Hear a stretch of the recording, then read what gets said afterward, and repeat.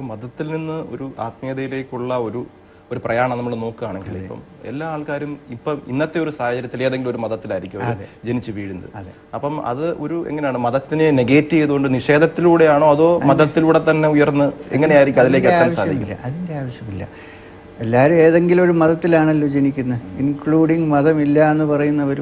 ഇപ്പോൾ അല്ലേ, പേര് കണ്ടാൽ അറിയില്ലേ എവിടെയാണ് ജനിച്ചതെന്ന് അറിയാം. പക്ഷേ അതേ സമയത്ത് ആ മതം നിഷേധിച്ചു പോകണമെന്നില്ല.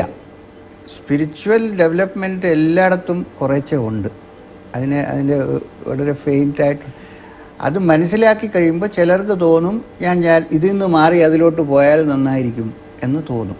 അല്ലാതെ അത് കൺവേർഷൻ്റെ ഞാൻ ഇതുവരെ എൻ്റെ പേര് മാറ്റിയിട്ടില്ല.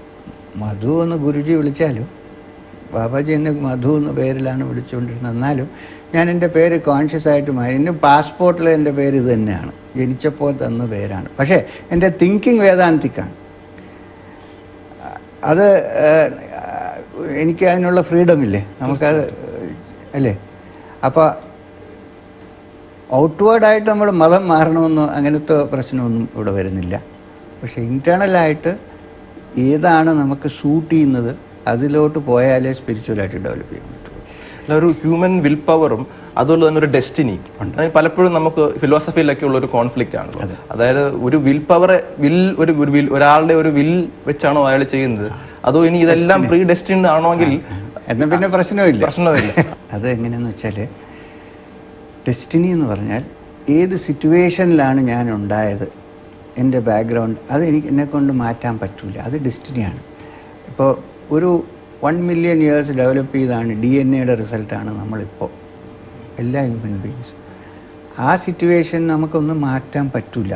ഞാൻ ഒരു ഫാമിലിയിൽ ഞാൻ ജനിച്ചാൽ അത് എൻ്റെ it is not in my right. ഞാൻ പറഞ്ഞിട്ടല്ല എന്നെ അതിൽ ജനിച്ചത് ഞാൻ അവിടെ. അപ്പോൾ ആ സിറ്റുവേഷനൊന്നും എൻ്റെ കൺട്രോളിലല്ല. അപ്പോൾ ആ സിറ്റുവേഷനെല്ലാം എൻ്റെ DNA ഇതെല്ലാം ഡെസ്റ്റിനിയാണ്. പക്ഷേ ഗിവൺ ദാറ്റ് സിറ്റുവേഷൻ എനിക്ക് അതിലോട്ട് വെച്ച് വർക്ക് ചെയ്യാനും ഡെവലപ്പ് ചെയ്യാനുള്ള ഒരു ബ്ലൂ പ്രിൻ്റ് ഉണ്ട്.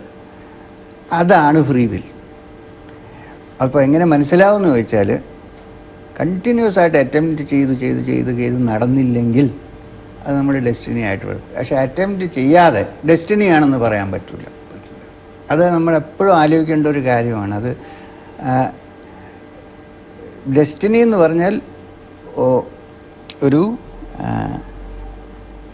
പൊട്ടൻഷ്യലാണ്. വിൽ എന്ന് പറഞ്ഞാൽ ആ പൊട്ടൻഷ്യലെ കൈനറ്റിക് ആക്കി ആക്റ്റീവായിട്ട് മാറ്റുന്ന ഒരു സംഗതിയാണ് വിൽ. പക്ഷേ ആ പൊട്ടൻഷ്യാലിറ്റി ഉണ്ടെങ്കിൽ എത്രമാത്രം ഉണ്ടോ അത്രേ ഡെവലപ്പ് ചെയ്യാൻ പറ്റുള്ളൂ. പക്ഷെ ഡെവലപ്പ് ചെയ്യാൻ പറ്റില്ല എന്ന് പറയാൻ പറ്റില്ല. ആ ഡെവലപ്മെൻ്റാണ് വില്ല് വരുന്നത്, ഓൺ വിൽ എന്ന് പറയുന്നത്. ചെറുപ്പത്തിൽ തന്നെ വളരെയേറെ ചെറിയ അനുഭവങ്ങൾ അങ്ങ് സൂചിപ്പിച്ചിരുന്നു. നേരത്തെ ഈ പ്ലാവിൻ്റെ കീഴിലുള്ള ഒരു ബാബാജി ആയിട്ടുള്ള ഒരു എൻകൗണ്ടർ, അതിനുശേഷം ഭീമാപ്പള്ളി പോകുമ്പം ഇവിടെ മസ്താൻ എന്നൊരു സൂഫി സെയിന്റിനെ കണ്ട വിവരം, മായിയമ്മയെ കാണുന്ന വിവരം. അപ്പം നേരത്തെ സൂചിപ്പിച്ച പോലെ ഈ ഒരു എൻക്വയറിയുടെ ആ ഒരു അന്വേഷണം അത് മനസ്സിലുള്ളത് കൊണ്ടാണോ ഈ തരത്തിലുള്ളത് വരുന്നതും, അതോ ഇത് പ്രീ ഡെസ്റ്റിൻഡ് ആണോ എന്നാണ് ഞാൻ നേരത്തെ ചോദ്യത്തിലേക്ക്. വളരെ കമ്പൽസീവ് ആയിട്ടുള്ള ഒരു സെർച്ച്, ഒരു അന്വേഷണം അത് വരുമ്പം ഇതെല്ലാം വരും, ഇതെല്ലാം നടക്കും. പക്ഷേ അതിൽ എൻ്റെ അഭിപ്രായത്തിൽ ബാബാജിയുടെ ബ്ലെസ്സിങ്സും കൂടെ ഉണ്ടായിരുന്നത് കൊണ്ടാണ് അത് വന്നത്. പക്ഷേ ഇമ്പോർട്ടൻ്റ് ആയിട്ടുള്ള കോർ പോയിൻ്റ് എൻ്റെ ഇൻട്രസ്റ്റാണ്. അതുകൊണ്ടാണ് അത് ഡെസ്റ്റിൻഡ് ഒന്നുമല്ല. ഡെസ്റ്റിൻഡ് എന്ന് പറയാൻ പറ്റില്ല. കേരളത്തിൽ നിന്ന് ഹിമാലയത്തിലേക്ക് പോയി അപ്പോൾ ആദ്യം ഉണ്ടായ ചില അനുഭവങ്ങൾ പറയുന്നുണ്ടല്ലോ. പലപ്പോഴും ഞാൻ പറയാൻ കാര്യം ഇവിടുത്തെ തലമുതിർന്ന പല നേതാക്കളും ഒരു പക്ഷേ അവർ ആധ്യാത്മിക രീതിയിൽ പോയിട്ട് അവർ തിരിച്ചു വന്നിട്ടുണ്ട്, അത് ശരിയല്ല എന്ന് പറഞ്ഞു. അപ്പൊ അതേപോലൊരു അനുഭവം ഉദാഹരണത്തിന് ഉണ്ടായിട്ടുണ്ട് ഒരു നാഗ സന്യാസിയുടെ പലയിടത്തും ഉണ്ടായിട്ടുണ്ട്. എല്ലാ കാര്യങ്ങളും അതിനകത്ത് എഴുതിയിട്ടില്ല, ഉണ്ട്, ഇതിനകത്ത് എഴുതിയിട്ടുണ്ട്. അപ്പൊ ഞാൻ ചോദിക്കുന്നത് കേൾക്കുന്ന ആൾക്കാരുടെ ഒരു അറിവിനായിട്ട്, ആ തരത്തിലുള്ള ഒരാൾ ഇവിടുന്ന് അങ്ങനെ പോവുകയാണെങ്കിൽ തീർച്ചയായിട്ടും ഇങ്ങനെയുള്ള കാര്യങ്ങളിൽ പെടാൻ സാധ്യതയുണ്ട്. അതുപോലെ അതാണ് സത്യം എന്ന് വിചാരിച്ച് അല്ലെങ്കിൽ അതാണ് എല്ലാം എന്ന് കരുതി വേണം തിരിച്ചു വരാനുള്ള സാധ്യതയുണ്ട്. പെർസിസ്റ്റ് ചെയ്താലേ പറ്റുള്ളൂ. നമ്മൾ ഇതൊക്കെ ഒരു ഓബ്സ്റ്റക്കിളായിട്ട് വിചാരിച്ച് ഞാൻ ബദ്രിനാഥിലെത്തിയപ്പോൾ അന്നത്തെ റാവൽജി പോലും എന്നെ ഡിസ്കറേജ് ചെയ്തു. അവിടുത്തെ നമ്പൂതിരിമാരാണല്ലോ അവിടുത്തെ പൂജാരി ബദ്രിനാഥിൽ. അദ്ദേഹം തന്നെ പറഞ്ഞു ഇവിടെ അങ്ങനെ ആരും ഇല്ല സ്വാമിമാർ, ഇതൊക്കെ വെറുതെ പറയുന്നതാണ്, നല്ല എഡ്യൂക്കേഷനൊക്കെ ആളല്ലേ, വെറുതെ സമയം കളയരുത്, തിരിച്ചു പോകണം എന്നൊക്കെ എന്നോട് പറഞ്ഞു. അത് കേട്ടപ്പോൾ എനിക്ക് തോന്നി ഇത് നമ്മൾ ഇറങ്ങിയത് തന്നെ ഒരു വല്ലാത്തൊരു ഫീൽഡിലാണ്, ഇതിനേക്കാളും പോകുന്നതാണ് നല്ലത്, അടുത്ത ജന്മത്തിലെങ്ങാനും നേരെ നല്ല വല്ലവരും കാണുമോ എന്നൊക്കെ വിചാരിച്ച് എനിക്ക് മനസ്സിന് വളരെ ഒരു വേദന ഉണ്ടായിരുന്ന ഒരു ഘട്ടമുണ്ട്. ഞാൻ ശരിക്കും ആ സൈഡിൽ പോയി നിന്ന് കഴിഞ്ഞാൽ താഴോട്ട് ഭാഗീരഥിയിലോട്ട് നോക്കി, ഇതിൽ ചാടിയാൽ എത്ര നേരം ആവും പോകാനെന്നും കൂടെ ആലോചിച്ചു. അത്ര വരെ ആയി, ആ സിറ്റുവേഷനായി. അപ്പോഴാണ് ഞാൻ കണ്ടത് അദ്ദേഹത്തിന്. അത് കഴിഞ്ഞ് നടന്നിങ്ങനെ വന്ന് വ്യാസഗുഹയുടെ അടുത്ത് വന്നപ്പോൾ, നേരത്തെ ഞാൻ അങ്ങോട്ട് പോയപ്പോൾ ആരും ഇല്ലായിരുന്നു അവിടെ. നോക്കിയപ്പോൾ കുറേ അകത്തൊക്കെ ഇങ്ങനെ തീ കാണുന്നുണ്ട്, ആളുണ്ടാവും. ഈ സാധുസൊക്കെ നാത്ത് സമ്പ്രദായത്തിൽ എവിടെ ചെന്നാലും ഒരു ധൂരി ഉണ്ടാക്കും അവർ. അപ്പോൾ അതിന് ആളുണ്ട്. ഞാൻ പിന്നെ അകത്തോട്ട് നോക്കിയപ്പം അദ്ദേഹം, ഞാൻ ഈ 9 വയസ്സിൽ കണ്ട ആളാണെന്ന് എനിക്ക് ഉടനെ തന്നെ ഫ്ലാഷ് ചെയ്തു.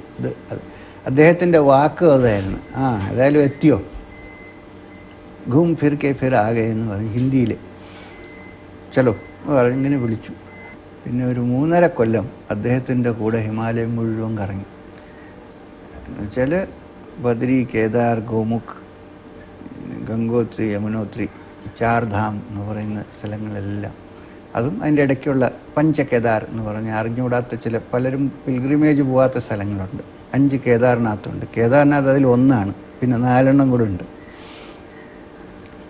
അതാണ് യാത്ര. അത് കഴിഞ്ഞ് 3.5 കൊല്ലം കഴിഞ്ഞപ്പോൾ ബാബാജി എന്നോട് പറഞ്ഞ് തിരിച്ചു പോയിക്കോളാം, മതി, ട്രെയിനിങ് എല്ലാം ശരിയായി. ഞാൻ അവിടെ പോയി എല്ലാ വർഷവും 1 മാസം മിനിമം എന്നെ കാണണം എന്ന് പറഞ്ഞിട്ടുണ്ടായിരുന്നു. അപ്പോൾ അദ്ദേഹം പറയുന്ന സ്ഥലത്ത് ഞാൻ എത്തും. 85 വരെ അങ്ങനെ നടന്നു. 85 അദ്ദേഹം സമാധി. അപ്പോൾ ഞാൻ പറയുന്നത്, സിൻസിയറായിട്ട് ഒരു മനുഷ്യൻ സ്പിരിച്വലായിട്ട് സെർച്ച് ചെയ്യുകയാണെങ്കിൽ പല ഒബ്സ്റ്റക്കിൾസും പല പ്രശ്നങ്ങളും ഉണ്ടാവും. അത് നോർമലാണ്. അത് വിട്ടുകളയരുത്, അവിടെ വിട്ടുകളയരുത്. അത് പെർസിസ്റ്റ് ചെയ്യുകയാണെങ്കിൽ ഏതെങ്കിലും ഒരു കാലത്ത് അതിൻ്റെ സൊല്യൂഷൻ എത്തും. അങ്ങയുടെ സുഹൃത്താണ് വളരെ പ്രശസ്തനായ ന്യൂറോ സർജൻ ഇവിടുത്തെ മാർത്താണ്ഡൻ പിള്ള. പലപ്പോഴും ഇതുപോലുള്ള എക്സ്പീരിയൻസിനെ പറ്റിയിട്ട് ന്യൂറോളജിസ്റ്റോ ഒരു ന്യൂറോ സർജനോ നോക്കുമ്പം ഇതെല്ലാം തന്നെ ഒരു പക്ഷേ ഒരു ന്യൂറോളജിക്കലായിട്ടൊരു ഫിനോമിനായിട്ടായിരിക്കും അവർ കാണുന്നത്. അപ്പം അതേപോലെ തന്നെയാണ് ഇപ്പം ഗഞ്ച പോലുള്ള കാര്യങ്ങൾ ഉപയോഗിക്കുമ്പം അതിനും ഒരു മെഡിറ്റേറ്റീവ് എക്സ്പീരിയൻസ് ഉണ്ട്. അപ്പം അങ്ങ് പോയപ്പോ തന്നെ സിദ്ധി തരാം എന്ന് പറഞ്ഞിട്ട് ഗഞ്ചാവാണല്ലോ അവർ ആദ്യം തരുന്നത്. അപ്പം ആൾക്കാർക്ക് പെട്ടെന്ന് ആ ഒരു രീതിയിലേക്ക് പോകാനുള്ള സാധ്യത കൂടുതലാണ്. അതുകൊണ്ടാണ് ഞാനത് എടുത്ത് ചോദിക്കും. അങ്ങനെയല്ല, അത് ഇപ്പൊ കഞ്ചാവ് കൊണ്ടൊരു എക്സ്പീരിയൻസ് ഉണ്ടാവുമെന്ന് പറഞ്ഞല്ലോ. യോഗസൂത്ര, പാതഞ്ജലിയുടെ യോഗസൂത്രത്തിൽ തന്നെ സമാധിപാദത്തിൽ ഓൾട്ടേർഡ് സ്റ്റേറ്റ് ഓഫ് കോൺഷ്യസ്നെസ് ഉണ്ടാകാനുള്ള പല വഴികളും പറഞ്ഞിട്ടുണ്ട്. അതിലൊന്ന് ഔഷധാനീനി പറഞ്ഞിട്ടുണ്ട്. ഔഷധാനാനി എന്ന് വെച്ചാൽ ഔഷധം കൊണ്ടും ഉണ്ടാവാം എന്ന് പറഞ്ഞു. പക്ഷെ അതൊരു പെർമനൻറ്റ് സ്റ്റേറ്റ് അല്ല.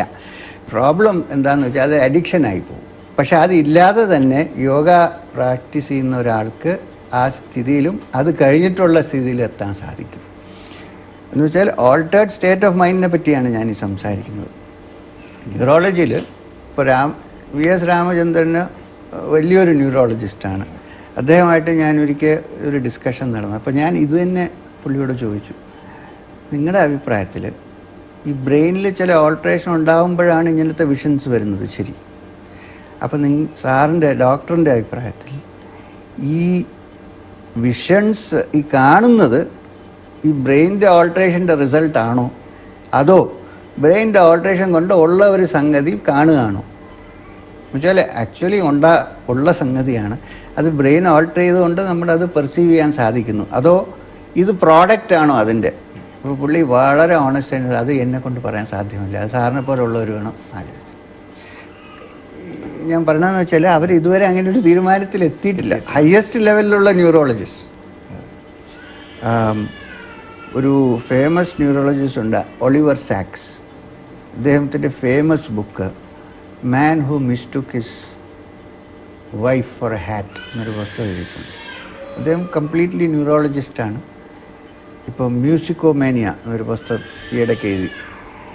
അദ്ദേഹം റിലീജിയസ് എക്സ്പീരിയൻസോ റിലീജിയസിൽ വിശ്വാസം ഉള്ള ആളല്ല. പക്ഷേ അദ്ദേഹം പറയുന്നത് ഈ കാര്യത്തിൽ നമുക്ക് ഡെഫിനറ്റായിട്ടൊന്നും പറയാൻ പറ്റില്ല, അത് ഫീൽഡ് വേറെയാണ്. അറിവുള്ളവരെ അത്രേ പറയാൻ പറ്റുള്ളൂ. അപ്പോൾ ഓൾട്ടേർഡ് സ്റ്റേറ്റ് ഓഫ് കോൺഷ്യസ്നെസ് ആവശ്യമാണ്. പക്ഷേ ഓൾട്ടേർഡ് സ്റ്റേറ്റ് ഓഫ് കോൺഷ്യസ്നെസ്സിൽ എക്സ്പീരിയൻസ് ചെയ്യുന്നത് ഈ ന്യൂറോളജിക്കൽ ഓൾട്ടറേഷൻ്റെ പ്രോഡക്റ്റ് ആണെന്ന് പറയാൻ ഞാൻ ഈ സ്പിരിച്വാലിറ്റിക്ക് പലതരത്തിലുള്ള ഒരു മെത്തഡോളജി, അങ്ങനെ എന്തെങ്കിലും ഒരു മെത്തഡോളജി അങ്ങ് ഡിവൈസ് ചെയ്തിട്ടുണ്ടോ? ഇപ്പം പലതരത്തിലുള്ള ആൾക്കാരും പലതരത്തിലുള്ള, ഇപ്പോൾ ഒരു പക്ഷേ ബ്രീത്തിങ് ടെക്നിക്സ് ആയിരിക്കാം, അല്ലെങ്കിൽ ഒരു പ്രത്യേക തരത്തിലുള്ള ധ്യാനങ്ങളായിരിക്കാം, അങ്ങനെയൊക്കെ ഓരോ ഗുരുക്കന്മാരും ഓരോന്ന് പറയുന്നുണ്ട്. ഉണ്ട്, പല ടെക്നിക്സും ഉണ്ട്. പക്ഷേ ഏറ്റവും ഇമ്പോർട്ടൻ്റ് ടെക്നിക്ക് എന്താണെന്ന് വെച്ചാൽ, ടെക്നിക്കല്ല, ആവശ്യം ആ ഒരു ഡെഡിക്കേഷനും അത്രയുള്ളൊരു ഇൻട്രസ്റ്റ്. കഥാപനിഷത്തിൽ നചികേതസ്, യമ മഹാരാജാവ് എന്ന് പറഞ്ഞാൽ ഡെത്തിൻ്റെ കിങ്ങാണ്, കിങ് ഓഫ് ഡെത്ത്. അദ്ദേഹത്തിനടുത്ത് പോയി ഉള്ള സംഭാഷണമാണ് ഈ കഠോപനിഷത്ത്. ഇതിനകത്ത് ഒരു കാര്യം പറയുന്നുണ്ട്, നചികേതസ്. നചികേതൻ്റെ അർത്ഥം തന്നെ ന ചികേത് എന്നാണ്, എന്ന് വെച്ചാൽ അറിഞ്ഞുകൂടാത്ത ആളാണ്, എനിക്കറിവില്ല എന്നുള്ള ആളാണ്. അപ്പോൾ ഈ സെർച്ച് തുടങ്ങുമ്പോൾ ആദ്യം നമ്മൾ സാധാരണ നമുക്ക് അറിയാമെന്നുള്ളതെല്ലാം അങ്ങോട്ട് മാറ്റി വെക്കണം. എന്നാലേ ഈ സെർച്ചിലോട്ട്, അല്ലെങ്കിൽ ഈ ഒരു സൂഫി ടീച്ചർ പറയുന്ന പോലെ you cannot swim with ton of cabbage on your head എന്നുള്ള സിറ്റുവേഷനാണ്.